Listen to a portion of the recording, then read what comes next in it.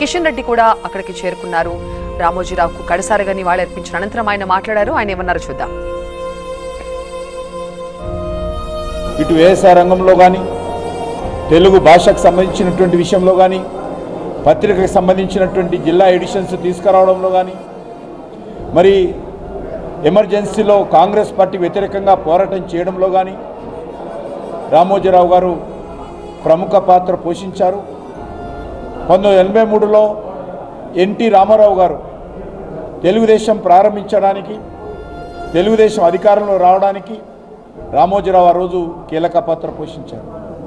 ఆ రకంగా పట్టువదలని విక్రమార్కుడిలాగా ఒక నైతిక విలువలతో కూడినటువంటి మరి మీడియాకు సంబంధించి ఇప్పటి వరకు కూడా ఈనాడులో ఎవరు పనిచేసినప్పటికీ కూడా మరి వాళ్ళందరికీ ప్రత్యేకమైనటువంటి మరి సూచనలతో, ప్రత్యేకమైనటువంటి వ్యక్తిత్వంతో ముందుకు నడిపిస్తున్నటువంటి వ్యక్తి.